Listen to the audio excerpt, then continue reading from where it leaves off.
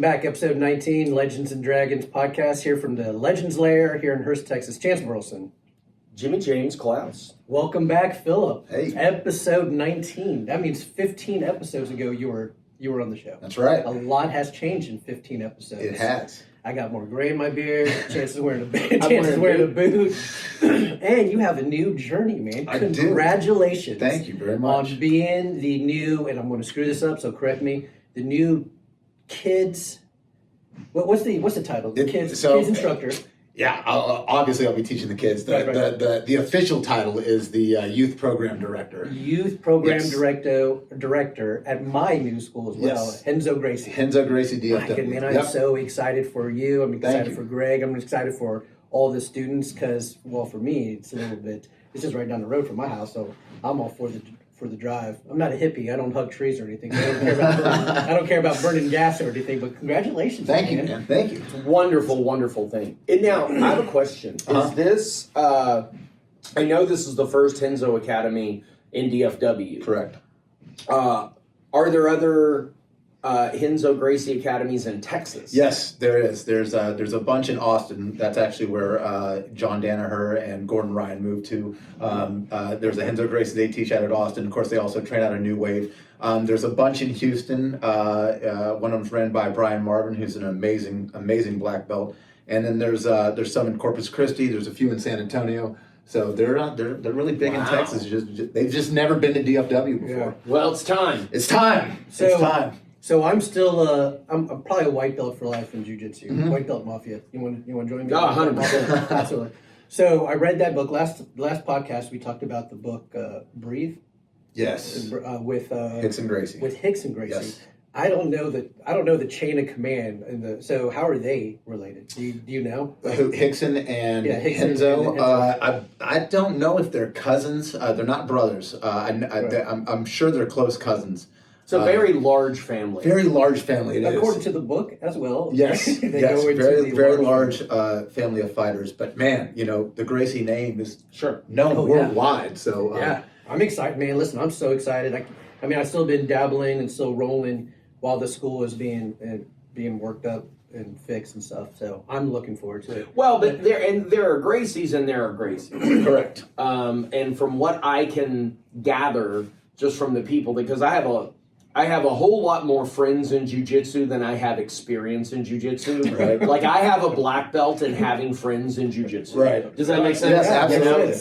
Kind of like I have a black belt and having Kempo friends. Yes. I've never trained in Kempo, right. But I think I have more friends that have done Kempo than any other style of martial arts. Nice. But it seems like the Renzo Academy, not that he's not an amazing fighter and he's got great fight films and stuff like that, but that academy, like that business model, seems to produce very high-level fighters. It does. It really does. It's like the number of people who are amazing that have come out of that. Yes. Like my friend Karel Pravik, the Silver Fox guy. Yes. He's a Renzo. Yes. Right, you know. So he's amazing. Love his YouTube page too. So shout out to so Silver cool. Fox Jiu-Jitsu. It's amazing. Hopefully I get to meet him. He's supposed to be in town next month, and hopefully we'll meet up with him. Yeah, but it's great. It's a great organization. Very well respected. I love the freedom that you have with this organization as far as training methods and all that. They've got a great curriculum. Oh, so they don't have like a kind of a legalistic religious recipe that you have to follow. They're more lax. They do have a curriculum, but they're more lax. However, you get there is correct. Right. Yeah, but man, just the name, like I said, Master Renzo, he's a coral belt now. So, but he's 58 or 57 years old. He's got a fight coming up in September. I mean, dude, he's been on the forefront in MMA. If you guys know anything about MMA or jiu-jitsu, Renzo's been at the forefront for years. Literally fighting in Pride and and all the no holds bars in Japan. Has really done an amazing job, and he's still fighting at 57. So full contact. Full contact. Not just jiu-jitsu. Yep. Full contact, and we're gonna have him out hopefully in November, and it's gonna be awesome. And we want everybody to come out. So it's just gonna be awesome, man. Very excited for this new journey. Yeah, it's exciting, man. It's gonna be great. By the way, hi mom. always have to. She's got my case. Hi, Jimmy's mom. Hi, She's got Jimmy's my mom. case for not saying hi to her. Well, we said hi. So. You know, someone asked me like, "Hey, Jimmy, where do you see the future of the Legends and Dragons podcast?" And I don't. We don't. I have no. We don't. I'm here. Look, I'm here talking with my friends, and we're sharing it with you guys. Whatever happens, happens. I don't want to use the word aloof because aloof sounds like I just don't care, but I kind of Don't care. because the thing is this: if we said like, if you told me, "Hey, Jimmy, I'm done doing this podcast," like next week, I'd be like, okay. Yeah, no, this could be the last podcast, Could be, and, yeah. and it would be hardly a blip on my radar. Right. But we'll keep doing it if people will keep listening. dude. I think that's what makes you guys so great is that you don't care, and then or not that you don't care, but it's just like, this is just a side hustle. But it's you guys, your passion, and you care so much about the martial arts. I watch podcasts all the time, and there's some podcasts I just can't get through. You It's know, like watching paint dry. Yes, Yeah. Rogan is a great one. I can listen to 3 hours of Rogan because he keeps me interested and entertained. Yeah. You guys are another one. I love listening to your podcast. man, I I've seen appreciate every episode, I think, except the last one, the 18. I haven't caught up yet because I had a busy week. It wasn't But very good. I love listening to you guys. I love the guests that you guys have on. I love both you guys' personality, and it's an awesome. Keep it up. Yeah. Seriously, keep it up. Well, Please. who do we have on next week? We're doing it at nighttime. Are we doing guys, Ondu? Yes. By the way, I apologize, guys. I said it was going to be like Rich, and then Ondu, and then Ondu's actually next week. I don't know how to count. Math is hard. You've met Ondu, right? Yeah, because he was my partner one time. Remember, I called him Hondo. That's right. I told you he texted me. I thought that was his name. He That's my texted me. mistake. He's like, you can only call me Hondo. I feel horrible about that. He's like, that's way Andy's a cooler. great guy, though. He's What an so amazing great. guy. Amazing martial artist, too. Really good. Yeah. He wrote our sparring combinations. Very nice. Yeah, you told me He's that. like a Yeah. scientist Yeah. when it comes to this. Yeah, absolutely he amazing flows person. so smooth too. The first time I ever sparred him, he was just smooth as butter, man. Just outstanding. It's really pretty too. I don't like it. Listen, I don't like it when people are that pretty Right. and they can fight. And they can fight, yeah. Listen, man, and on episode 18, when you catch up, we had an amazing guest. Like I felt dumb sitting next to Rich. I still feel dumb. like Very nice. Rich, yeah. reverse logistics. Really? Okay, I can't wait to check it out. So here's what reverse. I know this now. I this knowledge is a week old in my head. Reverse logistics is the path something travels after it makes it to its first destination. So when you order something on Amazon, logistics is the process of that coming to your house. Right. So reverse logistics could be you returning it to Amazon. Right. Or reselling it to other people down the line. And the guy that was on our podcast, you know how when you get a new phone with your cell phone company, Right. and you sell them back your phone and they give you a credit? Yes. That didn't exist before Rich Bulger Really? created it for Verizon. None of them wanted to do it because they thought it would hurt their new phone sales. Wow. And then when their new phone sales shot through the roof, then everyone started did doing it. Yep. Apple tried to get him fired because they thought it was going to hurt their sales. You want to know what's crazy? What? So years ago, I was still doing martial arts, but when I was in the retail world, so I managed car toys. Right. Over here in Hurst, Okay. Texas. Yeah, so I opened up the first one in Hurst, Texas, and car toys sold cell phones. And I remember when we adopted the trade in your cell phone and we It give was you him. credit for it. That's crazy. No one So did it before awesome. him. Listen, man, we have like our guests. I feel like every time we have a guest, Phil, this is your second time. We Yes. have Blas, we have Wheeler, we had Bolt. I feel dumb. No, don't. I'm an idiot, so please don't feel. But listen, No. that's how you get smarter. Oh, absolutely. That's very true. That's what we Is talk by about. empirically sucking the knowledge out of Right. your friends. Well, and think about this. So I just had, and I shared with you, I had a friend who was trying to bring her son to different martial arts, Yeah. give him martial arts. Phil, you are like a mad scientist when it comes to a kids program. Thank you. How many kids programs? Like what, 3 or 4 kids programs that you? I've built a few up Yeah, in yeah. DFW Metroplex. You are, and I bet you every time you've done that, you've just made it better and better. From I have. oh, I have. And this new one's going to be amazing because I have the free reign. Before, I wasn't I wasn't in charge of the kid stuff. Yes, I got to teach them, but now I have full reign to direct the programs. The program director. We're going to do after school and homeschool classes for kids, and it's just going to be amazing. And I'm very excited about this new opportunity. So Well, now one of the things, side note, Jenny, one of the things that I like, so my first goal is when I make friends and I get in people's lives and I want to get smarter. Right? But I have a secret agenda. What I hope is that Richard was a little dumber. Like, I want to get smarter, but I'm hoping that just by a little exposure to me, that he got a little less intelligent. And that seems like the balance, the circle of life symbol. Yeah, I think so, man. Yin and yang of it, man. I always say, make sure you surround yourself with smarter people than you. Don't be the smartest person in the room, or you're in the wrong room. That's right. That's right. That's right. Man, listen, I have to give a shout out to my bud, Mike Hanlon. So Mike Hanlon is also a religious watcher and listener of the Legends and Drugs podcast. Is he okay? I mean, I think hey, Mike, you okay? Right. Hey, he might, I don't know. I think he is. I'm just going to call him the associate producer. Because last night I'm sitting there, I'm like, man, I haven't given any thought to like topics. I just said, oh, man, we're just going to, just three guys, just talking about whatever. So I said, hey, man, I'm like, hey, give me some topics. Just, what do you want to, and he shot me like 4 or 5 topics. I shot over to Phillip yesterday. These didn't come from me. So here's my first question for you. We can all talk about it. Where does Phillip see BJJ going in the future? Excuse me. In the future, changing, growing. What direction is it heading?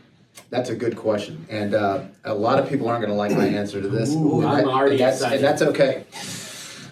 Because there is no doubt, no question, I'm very biased to Brazilian Jiu-Jitsu. Sure, yeah. Very biased. I have trained in a lot of different martial arts. I just started Kyokushin Karate a couple weeks ago with my good buddy Chance. And, I'm always a white belt, and I'm always trying to soak up knowledge. But in the 70s, it was Kung Fu. In the 80s, it was karate was the thing. In the 90s, it was the Kempo. And then once Brazilian Jiu-Jitsu hit, that was over. And Brazilian Jiu-Jitsu has reigned strong, in my opinion, at the top of the martial arts list for the last 25 years. And in my opinion, there's nothing that will come out, because everybody's having to learn Jiu-Jitsu to beat it. There will be nothing that will come out and be the next big thing. Right. I don't think there is. I think Jiu-Jitsu is always evolving because it's an art that'll never die. Yeah. And it still works today in fights. You'll still watch UFCs, and people, even after 4 or 5 rounds, the guy could be losing and he slips in a rear naked choke, or he gets a knee bar and the guy taps and the fight's over, and he won because of Jiu-Jitsu. And 25 years later, from the first UFC, Jiu-Jitsu's still winning fights today. That's true. I don't think it's going to go anywhere. Right. I think it's just an elite martial art, and I think it's going to be around forever and ever, long past when I'm around. Which is funny that you say that, because if you're good enough at Japanese karate, you can counter someone's taekwondo. Yeah. Correct. If you're good enough at taekwondo, you can counter someone's kempo. Correct. You can be good enough at another style to beat a different style. Correct. But the only way you're going to beat jiu-jitsu is by being better at jiu-jitsu. Very true. There isn't another martial art that will, this is the antidote for jiu-jitsu. Which you're absolutely right about that. Now, maybe the exception would be if somebody was an elite enough wrestler and boxer. Absolutely. But technically, that's not a different style. Sure. Right? Because jiu-jitsu has all that stuff. Right. And wrestling, sure. They always say, put a wrestler against a jiu-jitsu guy in a street fight. That's great. And the wrestler's going to take him down. But listen, if that wrestler has never trained submissions. Right. Doesn't know how to escape submissions. Right. The jiu-jitsu guy is going to kill him every single time. But you're still not countering jiu-jitsu with a different art. Right. It's still jiu-jitsu. It's still jiu-jitsu. Correct. You have to be better at that art to beat somebody. You have to learn jiu-jitsu to beat jiu-jitsu. And even that on its own is so hard. But here's what I love is that Phillip and I grew up in the martial arts where there were a lot of superstitious old wives' tales of stuff that worked. And jiu-jitsu erased all of it. Yep. Because if the 5-point exploding heart technique worked, they'd be doing it in the UFC. Exactly. And so back in the day, we go, this is too deadly for the, whatever. They're like, the jiu-jitsu guys are like, no, go ahead and bring your deadly stuff over here. Let's have a look at it, But there are 2 things that people hate. What's that? The way things are and change. Right. You know what? I can't stand intolerant people. Yep. I agree. Well, and the reason why I say that, right? Because you said since the 70s, about 25 years, jiu-jitsu, very first MMA match, right? There are some old heads that probably still don't want to change the flavor of jiu-jitsu. Like, no, you have to do this. Probably some karate instructors, you got to do this, you got to do that. I'll tell you what, man, learning, this is my first jiu-jitsu school under Greg and Phillip. Mm-hmm. Like, Greg has come up with some techniques as well. Yes. Like, it's just, like, people are like, "What is that?" And, he'll choke me with my own sock or a piece of string or something. I'm like, "What?" Right. Well, because jiu-jitsu's not limited. Yes. It's not like it's not limited by tradition. Right. Right. And it's always evolving. That's Right. why I said it'll never stop. You can never beat jiu-jitsu. Yeah. If anybody ever says, well, I've beaten jiu-jitsu, they're full of it. You can never master jiu-jitsu. You can master karate. Right. Yeah. You can master kempo. You can master kung fu. Because it's a dead language. Yeah, and once you get to a certain point, there are no more moves. Right, You're just right. time in the art. Right. But jiu-jitsu's always evolving. Right. There's always new moves coming out. And it's just, I love it. Well, let me talk about evolving. And let me brag on you two. Because you guys don't remain stagnant. Like, you guys just picked up a new martial art. What are you guys doing? Kyokushin. Kyokushin karate. I don't know what that is. I love What it. is- It is the only traditional martial art that the Muay Thai boxers respect. Yes. Really? Yeah. Why is that? Muay Thai came from Right. old school Kyokushin. The old Dutch Muay Thai, Yeah. they came from Kyokushin. But Right. you guys are white belts all over. Oh, again. yeah. Just started. See, that's the thing. You guys hold black belts, and you've been in your profession, if you will, your discipline for years and years and years. And you guys are like, you know what? I'm gonna be a white belt again, all over again. That's Well, a lot. my- See, keep learning and evolving, kids. Always have an open mind. Always. So Phillip he's responsible for a body of people, a group of students. Yeah. Right? You're like these kids at Renzo, that's your responsibility. Correct. Right? And to some extent, the adults that you're teaching with as well, because you'll be Absolutely. teaching. Greg's not going to do 6 a.m. Right, classes. correct. I promise that, and the kids aren't going to go to a 6 a.m. class. Right, correct. So you have a responsibility. They have chosen you to be your leader. Yes. And if you have stopped learning, if you've stopped putting yourself in a situation where you know what it's like to be them, Yes. Yeah. that my opinion, and this is just, it's free and well worth it, the students at Legends Martial Arts deserve a leader who is also a beginner.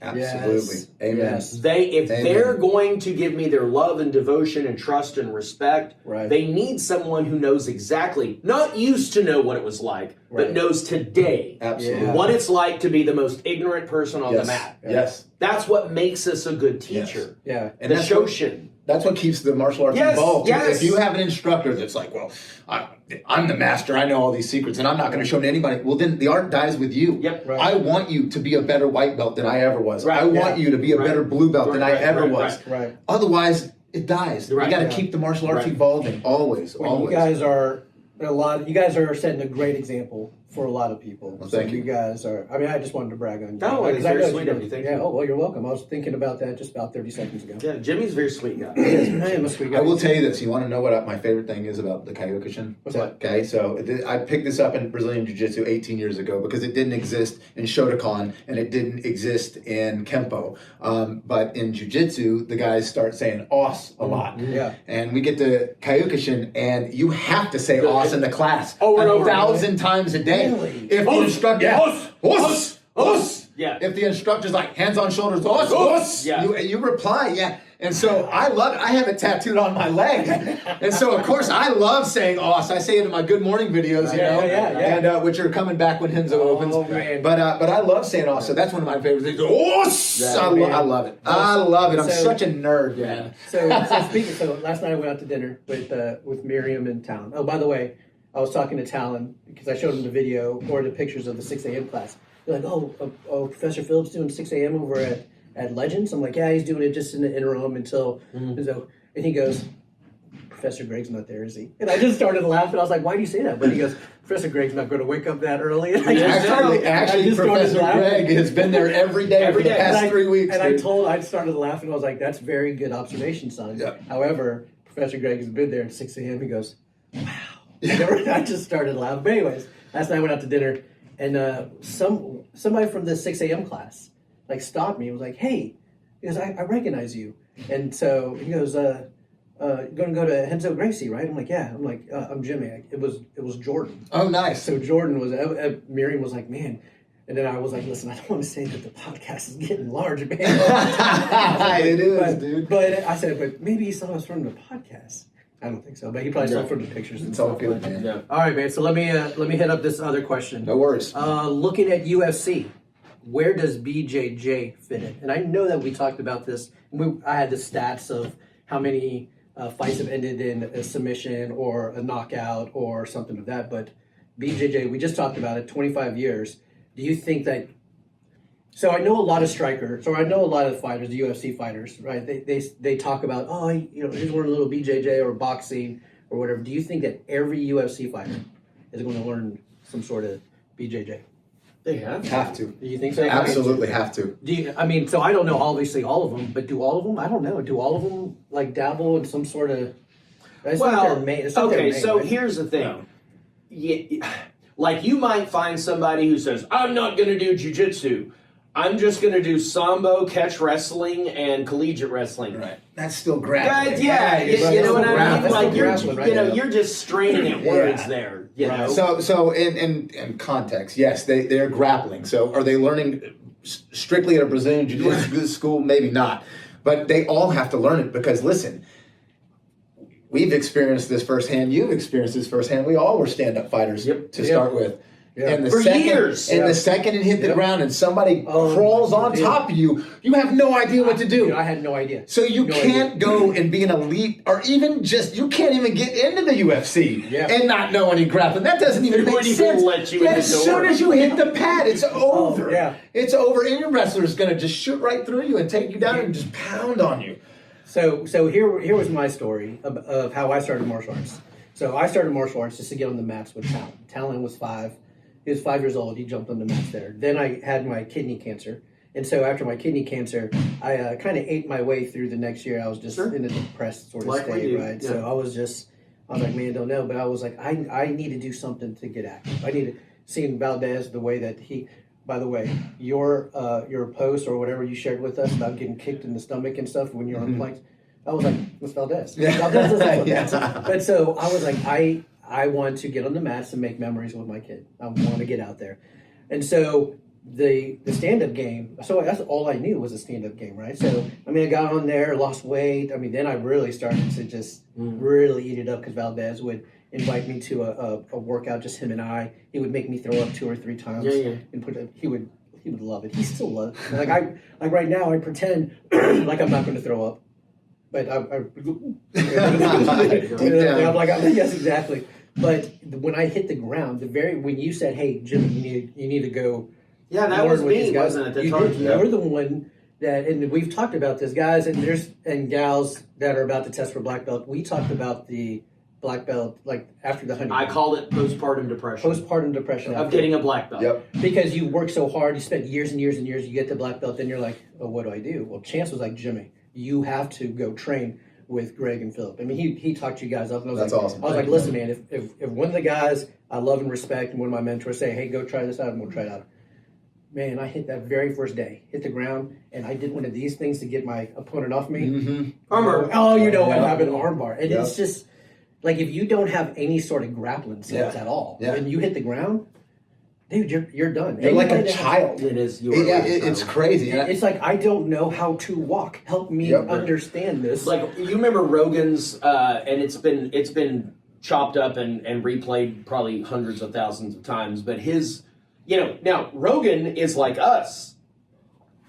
He started saying Taekwondo guy, and then he was a full contact and all that kind of stuff. So he didn't have any grappling. Right. But then he talks about it. He goes, if one of these gorillas with a black belt grabs a hold of you, you stand no chance. Nothing you can do. Nothing you can do. Right. And here's the thing. If Phillip and Phillip's a black belt. Yeah. If he and I were in a rules-based scenario where neither of us were allowed to grab a hold of the other one, I feel like I could hang with you pretty well. We spar out here all the time. But the second you grab a hold of me, right, there's nothing I can do. I'm taking you to the There's ground. Nothing I can do. There's nothing about He wouldn't even have to take me to the ground. He could choke me out while I was on my feet. Right. And I encourage anybody that wants to do martial arts, and we said this many times, cross-train. Yes. Yes. You even find a school for cross-training, because over at Renzo's now, there is cross-training. Yes. You got striking. Yep. You got the We're going to have boxing and Muay Thai, which is the reason I jumped back into Muay Thai with Chance. Thank you, brother, for getting me back into that. And this is a good story, too. Yeah. I hadn't picked up gloves or hit pads in 12 years. Right. In 12 years, you know? And listen, I used to be proficient in stand-up. Right. Proficient. Right. And I come over here, and it's like day one. I've never thrown a punch in my life. Boss is telling me, get your hands up, and slapping me in the head. And I'm just like, I know, in my brain, I know better. I know better. And it's still like, my elbows are tucking up. It's just like, oh my God. And so here comes Chance, you know, blasting these punches. And in my mind, all I want to do to stop this barrage of crap is to take him to the ground and maul him like a bear. Right. Because that's what I know. And that's what I'm comfortable with. Right. And, you know, like I said, I love jiu-jitsu. I love jiu-jitsu with all my heart. And I think that was what got me to it so much, is because my first day in jiu-jitsu, I'd been training for 9 years in martial arts. I was a second-degree black belt. I owned a Kempo school. And like I said, a kid with 3 months training just beat the snot out of me. I could not believe it. And without beating you up? Without beating me up. Yeah. And, you know, it's funny, my wife, when we first started dating, because I was teaching reality combat training systems at that time, which is real-world self-defense. Right. And, you know, that John Wick type stuff, you know, Krav Maga, all that, you know, all that stuff. And she asked me, she goes, oh, well, honey, if you were ever to get in a fight, you know, would you do all that stuff, you know, break the arm and gouge the eye? I said, absolutely not. I go, do you know how cool it is to literally duck under somebody's punch, take them to the ground, and choke them unconscious without hitting them once and just walking away? That looks cooler than you breaking somebody's gut. Yeah. And they're fine. They can get up and be like, well, I shouldn't mess with that dude again, you know? There's no damage. There's no lawsuits. And I tell people this all the time. Knowing jiu-jitsu, it's like having a superpower. It is. Anybody that comes off the streets that doesn't know a lick of grappling, they're not going to do a thing to me at all. Right. At all. It's amazing. And, did you see the video of the cop? And it was going around like Tom DeBlas or whoever else shared it, but the cop knew obviously some jiu-jitsu, and so he was on top of the guy, close to his armpits, like we say. The guy couldn't do anything, but the cop just waiting for a backup. He just had a cigar. He lit it up. Yeah, he started smoking on top of it. Started smoking. Yeah, the guy on the bottom couldn't do anything. I was like, how do? That's so. It's so beautiful. Well, Rogan was talking about they had asked him about Chuck Norris.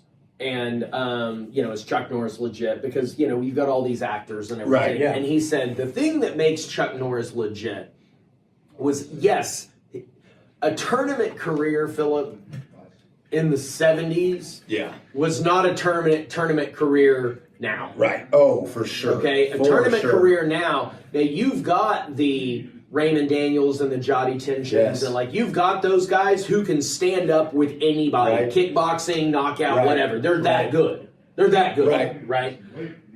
But most of them aren't. Right. Most of them aren't. They just tip, fall down. Right. Well, that's not the way it was in the 60s and 70s. No. They were brutalized. Each other. And that was Chuck Norris. Right. And he said, but here's what makes Chuck Norris legit. The second he saw Brazilian Jiu-Jitsu, he's like, I'm doing that. You have to learn it. The people who see it and go, I'm not doing that, I'm going to be in denial and pretend that I'm going to pretend that I don't need to do that. Right. You have then become irrelevant in the world of martial arts. Well, and then again, Chuck Norris saw that and was like, if I'm going to be a relevant fighter, I have to know how to do this. So amazing. Because didn't Chuck Norris, if I remember correctly, didn't he open up a school for Brazilian Jiu-Jitsu? Didn't he bring up a family? He did. He brought the Machados up. So he brought the Machados. Was it Carlos? So him and my uncle Bob. Okay. According to my uncle Bob. Right. Okay. And who knows some of these stories? You know what I mean? But him and my uncle Bob kind of got them up. And then the first jiu-jitsu class I ever took was in Chuck Norris's movie studio in Carrollton. Yep. Okay. And where he it's called Amadea Studios. It's where he filmed the stage sets for Walker, Texas Ranger. Yes. Okay. And so Master Carlos was teaching out of his garage at the time. And Chuck's like, hey, let's get you an actual place here where you can teach. Yeah. That was the first place I ever went. The first time I met him. Yeah, but it was because Chuck's like, I'm a stand-up fighter and I'm a kickboxer and all this. Right. But this is a game changer. Oh, man. It was. So it's really what you do with that when you see it for the first time. Do you close your eyes and go la, la, la, la? Or do you go, all right, roll your sleeves up? Right. Yeah. Because I'm going to tell you something. Now, I don't want you to tell them. Okay. Okay. I don't love jujitsu yet. Okay. Well, but you're doing it. But here, let me tell you. No. No, it's okay. It's okay. Because the stuff I really love is the stuff I'm super good at. I get it. I get it. I like it more than I did before because I'm getting better. Sure. I know that me loving it is on the other side of skill. Yeah. So I have to do it until I get enough skill where I'm like, oh my God, I'm pretty good at this. Yeah. Here's my problem. I've loved it I love when somebody's literally manhandling me. Even now at black belt. Right. When somebody comes in, like getting my butt handed to me is still fun. You will hear me laughing underneath. Oh, I'll be like, oh, that's awesome. Oh, great. You know, I still love getting beat up, and I love it. I love every aspect of jiu-jitsu. But you do now.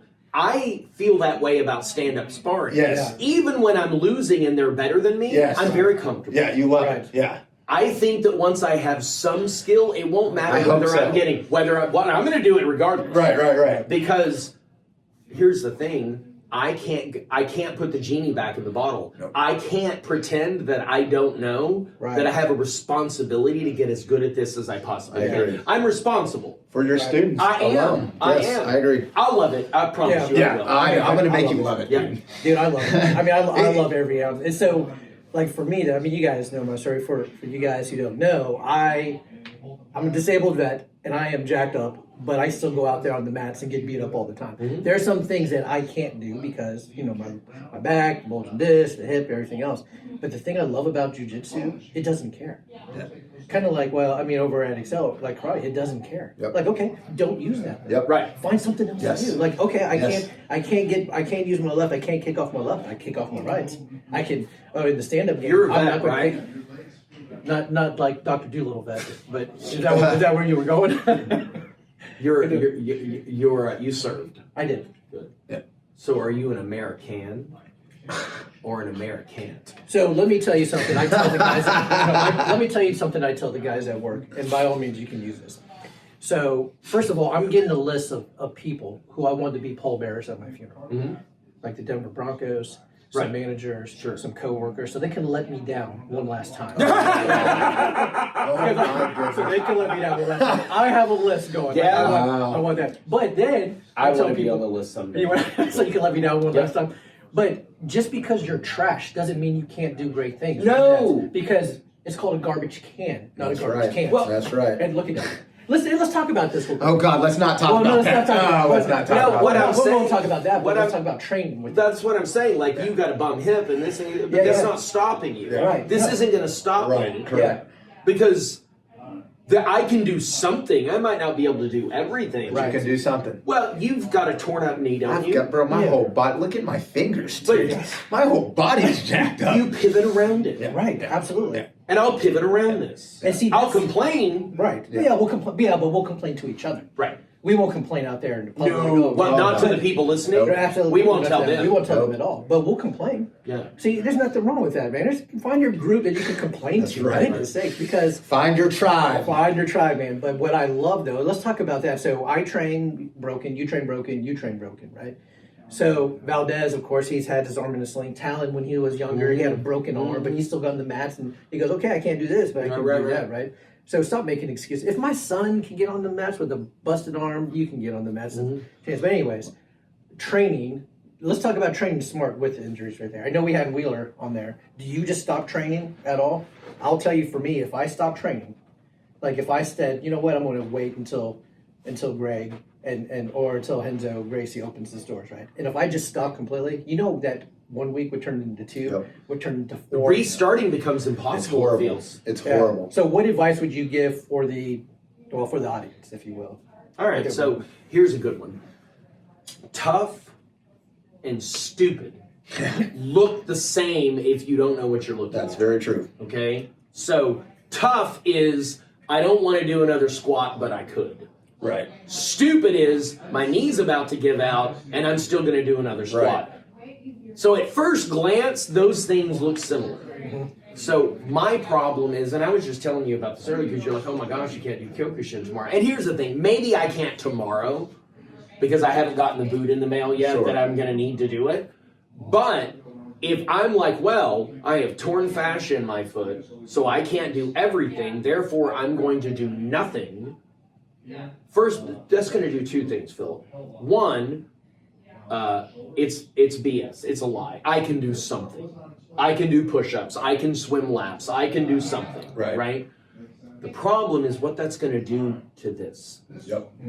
That's right. I suffer from a type of depression that the only antidote for it is physical exercise and training and martial arts. If I don't do it, this will get very dark in my head. Yes. Yeah. And there are no amount of pills that are going to do, you know what I mean? There's nothing that I can do aside from taking care of and working out my body that will fix this. Because you've been there, though. I've been there more times, and I'm not willing to take that risk again. Right. Yeah. I'll do something. Yes. Yeah. You know? I always say if you're injured, go to class, at least just to watch if you're not going to do anything. But, and funny thing, you guys will crack up. So how I dealt with it, because I get depressed when I can't train. You know, just this last December, I was out, I couldn't train. I'd come and teach, but I couldn't train. Yeah. And I was depressed. And so one of the things is if I'm out and I can't train, I'm getting tattooed, baby. That's what's going down.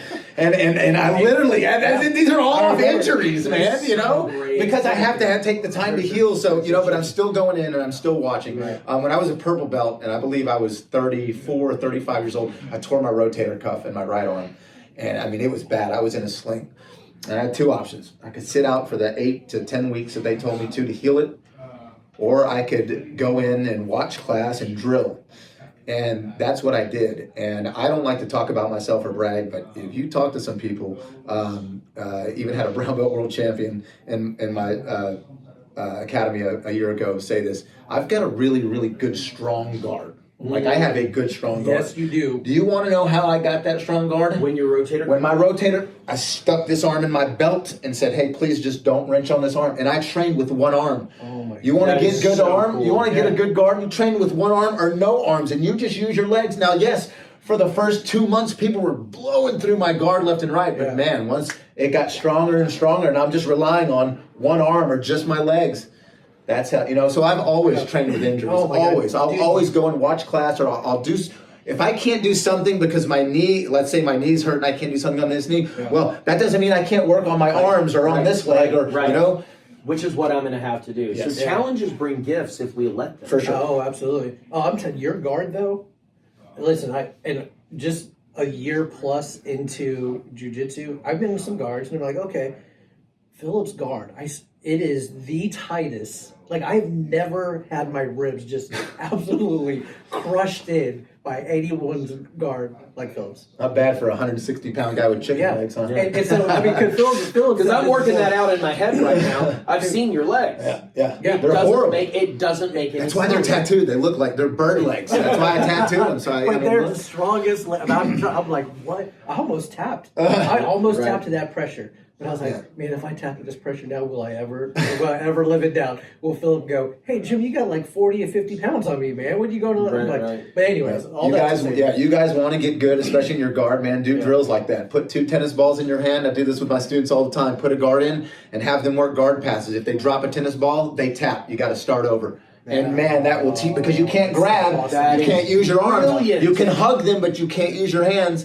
Hold the tennis balls. I do this with my kids all the time. That is so smart. That is so amazing. So I try to take the Phillip mindset into my tournaments. My only 2 tournaments of jiu-jitsu I've done. I was like, I am not letting this guy pass my guard. I'm not letting him. So I'm holding.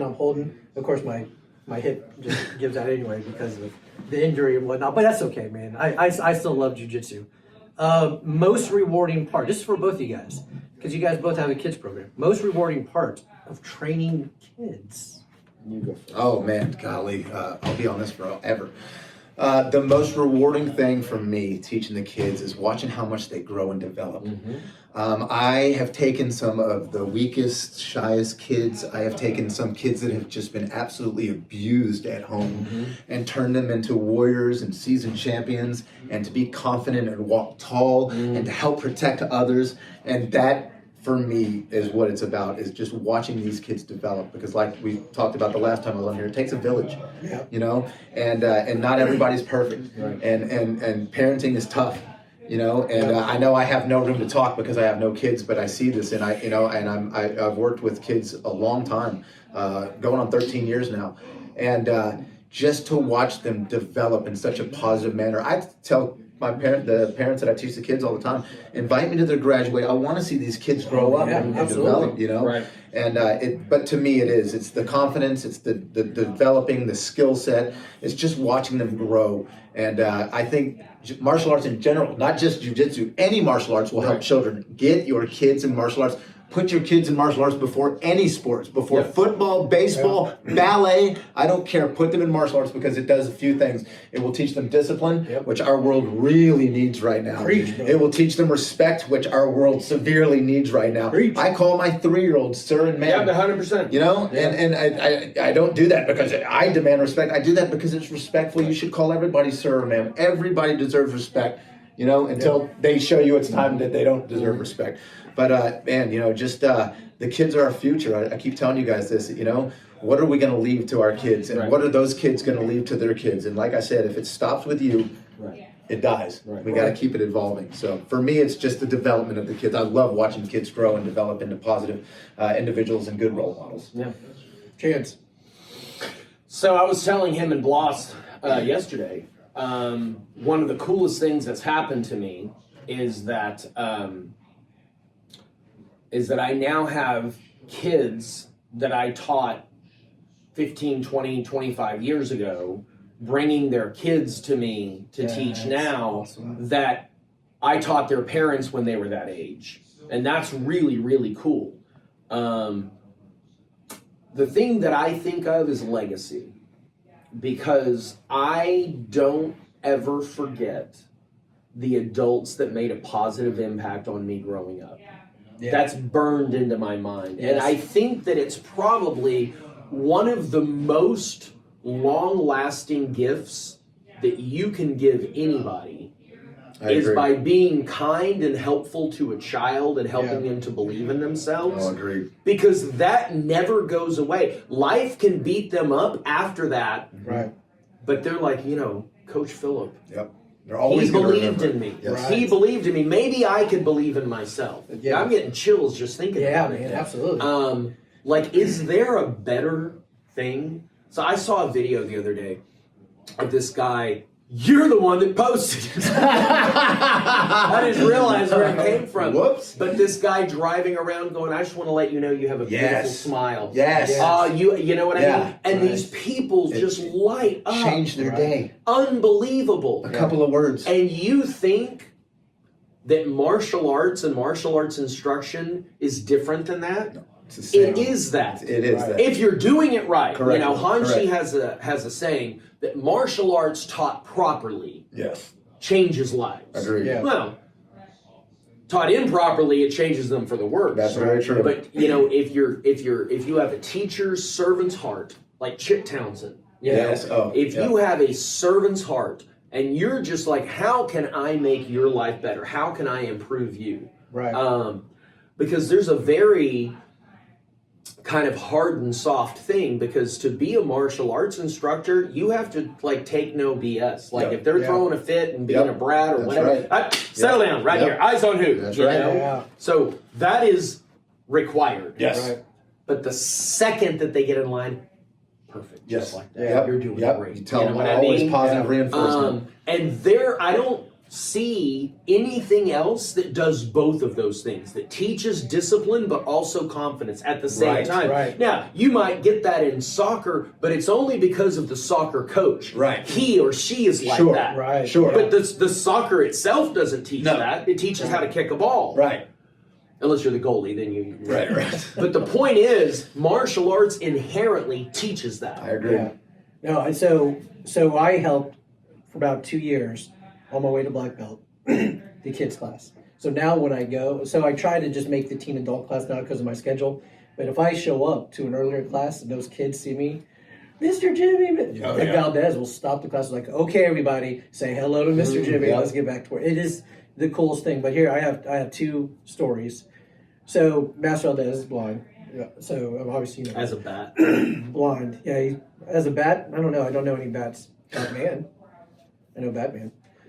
No, you're not Batman. You're more like Robin. Anyway, so Valdez has some special needs kids that go there. Yeah. Right? And so one of these kids were nonverbal. Probably should tell the instructor who shows up late, hey, Jimmy, you're going to be working with this kid, nonverbal. I was like, okay, cool. So we're kicking the back, and I was like, yes, sir. So I give him. Oh, God. Did you really? So I kept going. Yes, sir. But now Valdez, remember, he doesn't see. Right. He doesn't see me. He just They didn't know which one he you're didn't know talking which to. kid I was Right. talking to. So I'm like, this kid has some he's disrespectful. I'm like, give me 5 push-ups. And so I'm over here, and then it was finally Journey, my daughter, who was helping, like, Dad. So she runs over to me. Dad, he's nonverbal. And I was like, so I look around, I see like the other instructors. I'm like, that would have been good information to tell me before. Wow. And then the other kid, I've told this story before. I don't know if I told you, Phil. So Valdez. So we had a T-shirt made. My buddy Shane and I had a T-shirt made. It says, "You can breathe when you're dead." Valdez's face, because he has all these sayings like, "You can breathe when you're dead," or "I go to sleep to the moans if you guys complain." All stuff like that. So he is wild, man. And so I took one of his sayings when he's like, "Jimmy, I'm going to be out of town. Do you mind teaching the classes for the week?" I'm like, "Yeah, I got you. Don't worry about it." So had one of the newer white belts, gold belts, and no, he was a white belt, and he was kicking, man. He's teenager. He was trying to get into shape and stuff. And so he's over here just huffing and puffing. I'm like, you can breathe when you're dead, and that sort of thing. And the kids in the class were like, Mr. Jimmy, he needs to go get his inhaler. Oh,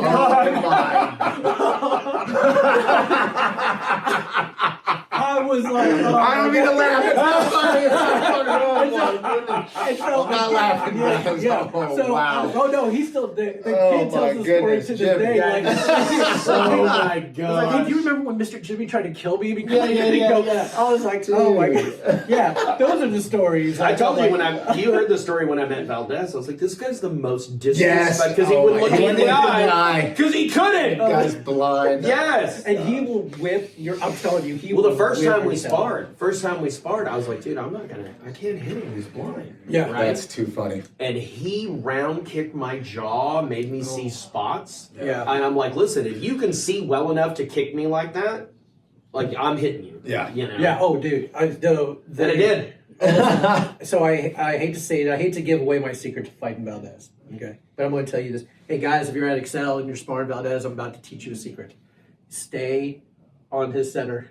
He can't see. Oh, yeah. He can't see. Golly. And so, man, so anytime I need a quick break, I'm like, I stay right on that. Also, I wear cellophane gi when I spar. Oh my god, Oh, my goodness. he is. I'm telling you, he's. That's not basically- true.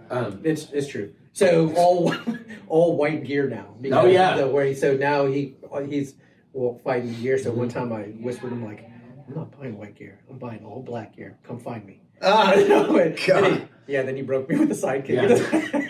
He is phenomenal. Anyways, That's funny. listen, before we even started the podcast, I feel as though my life is full of people telling me of movies I need to watch, and I just don't watch them. You don't. I know. I need to. shame. It is, but I need to. Why do you hate us, Jimmy?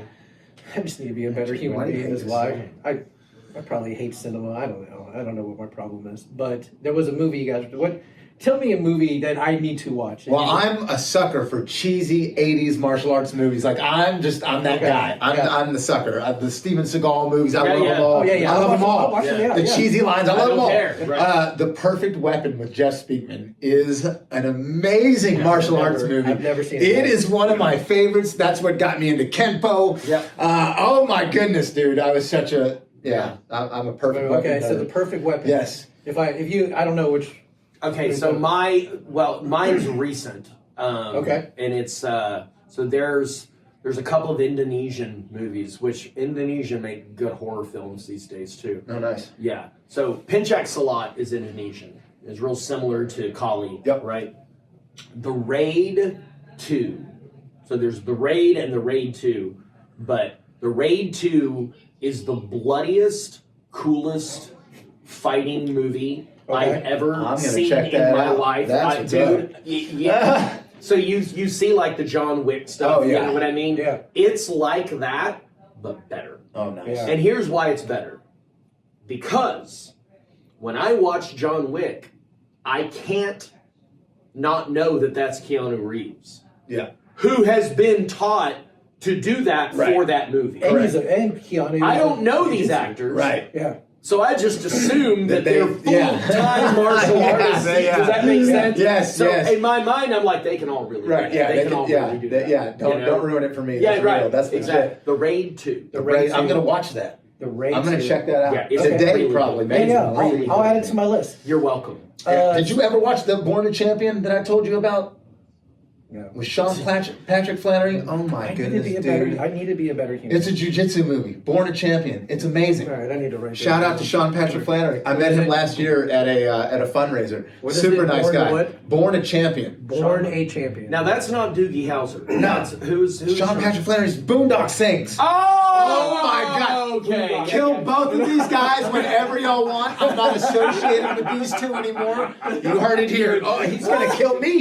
She's gonna kill me when this comes out. Oh my goodness. Listen, here's the thing. I am so bad at actors, and I know I'm going to screw this up again.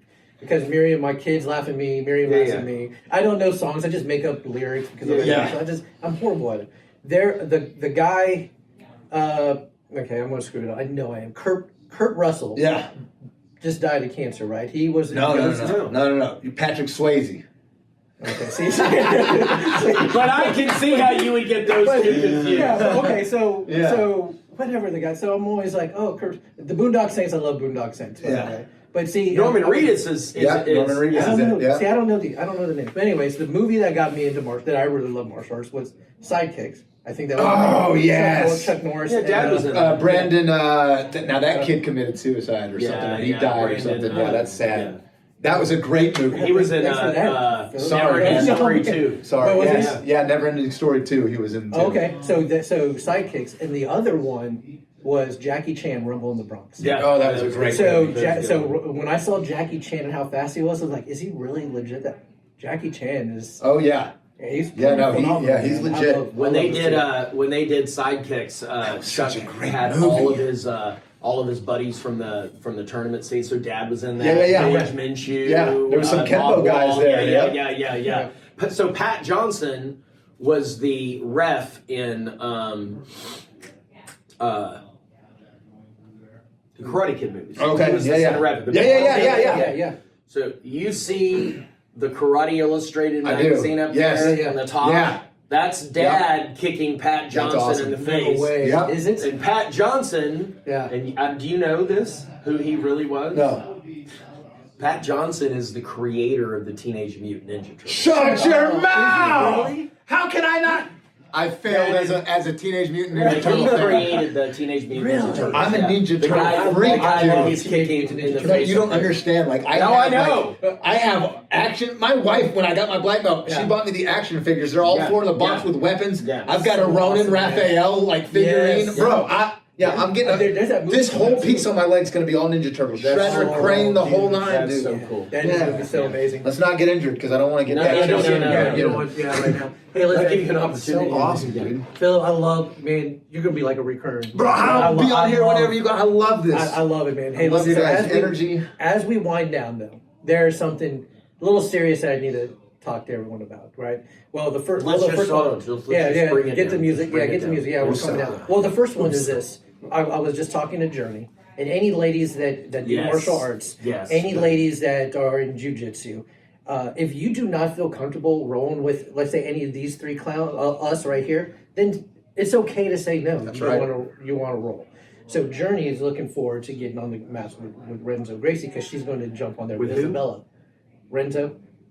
I'm sorry. Henzo. You gotta say I'm sorry. I had to correct my son. I know. I had to, thank you. We got to Okay, do it it's right. okay. Renzo Gracie. But anyway, she's looking forward to it because Isabella's has been asked say, hey, let's do this class. So Journey's all about it, and she's learned under both you guys, right? Mm-hmm. And so I told her, and she's never said she felt uncomfortable, but as she is, she'll be 18. Mm-hmm. I tell her, I'm like, listen, it's okay to say no. Absolutely. Ladies, it's okay to say no. Absolutely. Now, there have been times where, Philip or Chance or Greg have said, hey, Jimmy, had paired me up with a female, which is which is cool because I know that they're going to be, everyone beats me up. The kids tap me, the women, it's just all me. Everybody does. But anyways, but they know that I'm going to put them to, right? I know enough. But there's some, I'm just going to be honest, guys, there's some creeps out there. Yep. And you just, if you're uncomfortable with it, say no. Yep. Well, you agree? Disagree? Obviously. Yeah, no, of course I agree. Yeah. Of course I agree.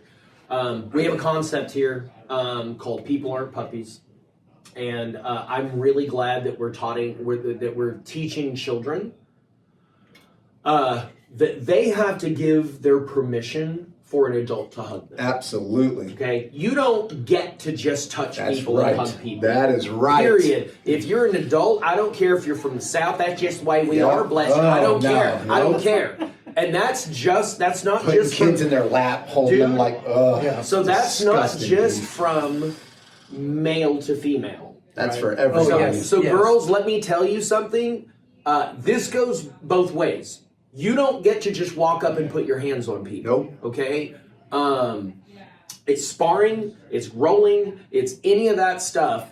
There needs to be an established relationship with someone where they know and they're participating willingly in that. Whether it's grappling, 1000%. hugging. Like one of the things that I do when I hug a woman, and I don't care if she tries to do a full frontal hug or not. One but arm I'm side. always, Me too. Yeah, I only 100%. hug my wife. Yeah, Double arm and full. So 100%, Yes. you have to do this. And without that feeling of safety, they're not going to benefit from the martial arts. Yeah. They're there to get past that. Correct. They're there to get empowered to deal with that. And if you force them into a situation, first of all, they'll quit. Yes. Right. They will quit. Absolutely. And, but Nikki asked me, and this is kind of a side note, that Nikki asked me this. She was like, I know that, that there, in the world of jiu-jitsu, that some creeps have gone, oh, if I go here, I can roll around with women and blah, blah, blah, blah, blah. But she asked me, she said, is that ever, like, on the same side, like same gender? Does that ever happen? Yes. And it reminded me, when I first did jiu-jitsu, and I was 25, but my dad, there was a guy in the class, Dad's like, I don't want you to roll with him. Because of the eye contact and the energy, he was there expressly for the purpose of being able to grapple with men. Right. Like, in other words, it was a workaround, like a loophole, where he got to forcibly touch people that otherwise wouldn't. Right. You know what I mean? Right. And she said, "Can you tell?" And I'm like, "You can immediately tell. Yes. You can tell with eye contact. Yep. Right. Just their energy is different. Yep. Right. You know." So one thing I love moving forward to our new academy at Renzo Gracie DFW is we have this implemented as a rule, and we have it now. It's going to be on a poster when you walk in. It's going to be a no roll policy. Yeah. I don't care who you are, where you come from. If you don't feel comfortable rolling with somebody, you just politely say no and you walk away. And there's going to be nothing. Even if a professor says, "Hey, let's roll," you decline. If you don't want to roll with that black belt, I get so tired of these black belts coming. They're like, "You can't turn down and roll with me." Well, who are you, dude? Right. Maybe this person doesn't feel comfortable rolling with you. Maybe last time you rolled, you injured this person and they don't trust you anymore to roll with them. Right. You have that right to decline. Anybody that says, "No, you can't turn down a black belt," you guys are crap. Knock the ego off. Go to another school. Knock the ego off. And respect the person and your training partner. And I love that you guys, I love that it was in the contract. Like, Yes. as one of the rules. It is. It's in your contract, and it's one of the rules in our academy. And I cannot wait to open it. Yeah. Well, and the last, I don't want to say sad piece here. Unfortunately, had had a friend commit suicide, and we just talked about the actor as well. Yeah, very sorry. Listen, man, mental health is no joke, guys. Nope. And Chance and I were talking about this last week, I think, that mental health. If you know, this is why I do buddy checks. I do buddy checks just to check in. I do buddy checks with these guys. Like, hey man, you guys good? What's going on? Just because I want to continue that connection relationship. Find your village, guys. Find your village. And if you, man, mental health is so weird because I could look like I'm the happiest dude out there, right? But inside, I'm struggling. So I have a question for you. Yeah. Good. Have you ever been so dark on the inside that you felt like there was no hope to move forward? Does that ever happen in life? I'm going to tell you guys something that I haven't shared with a lot of people, and oh well, I don't care. I'm at a place in my life where I'm past that. when my dad passed away in 2006, August 1st, 2006, it wrecked me so hard. He was my best friend. He was the best father a son could ask for. And it was so hard for me because I had to be strong for my mother and the family. And so I took it all in, but I was so depressed, and that's what got me to drinking. So you guys know I was an alcoholic. And one night in 2007, I'll never forget this. I was in an apartment living with a buddy of mine, Gerald White. We were living right off of the apartment on North Richmond Hills, right off 820. And I was so drunk that night and so depressed, and just I could, because the alcohol just it digs you deeper in the hole. Right. And I wanted to see my dad so bad. I put a pistol in my mouth. Yeah. And right before I pulled the trigger, my mother called me on my cell phone. Mommy. And if she hadn't have called me, I don't know if I would be here or not. Sure. Yeah. But looking and seeing her name on the phone, seeing Mom flash, I was like, I can't do this, dude. I cannot do this to my mother. And I put the gun down and picked up. And I've told my wife this story. Yeah. And maybe my best friend Pete this story. And I don't think I've told anybody else. And you guys are the first one. And I'm staying on the platform. Yeah. But mental health is real. Yeah. Get yourself checked. Get somebody. You guys know me. I'm the most happiest dude in the world, bro. But I've been broken before. Yeah. And I will say this though.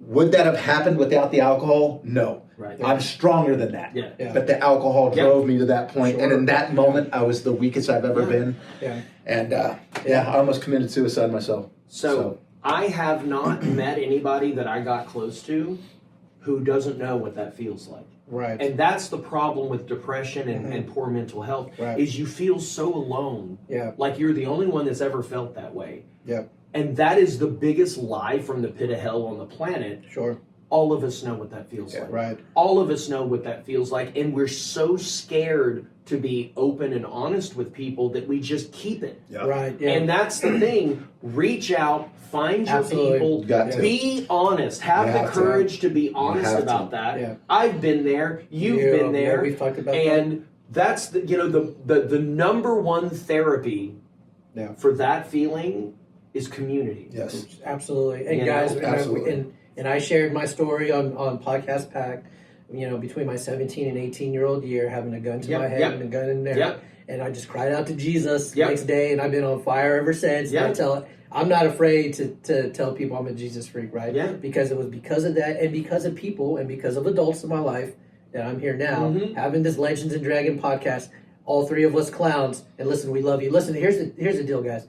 I'm going to follow the page, right? Go ahead and subscribe to YouTube and Spotify. But reach out to any of us. Please. If you're in that place and you're like, man, I can't do it, reach out to us. Chance Burleson on Facebook. Find me. Yeah. Phillip Bulloch, Facebook, Flip Jitsu 1980, Instagram. I don't care if I don't know you. If you're having a bad day or you're struggling mentally, you call me and we'll talk. Especially if you don't know me. Absolutely. Yeah. And you guys know I share my number all the time on the socials, Jimmy Klaus. You can find me on the podcast. But listen, Chance has a meeting here in just a minute, guys. I can't believe the hour. I love you guys, man. This is so much fun for me, dude. Yeah, man. Well, thank you like guys I said, so much. You're a recurring guest, man. thank Other you. than us yelling at Nikki, which she yells at us. I'll be here every chance I can get, and you guys will have me. Thank you so much. Let's do it, man. Guys, Us. listen, us. Thank you.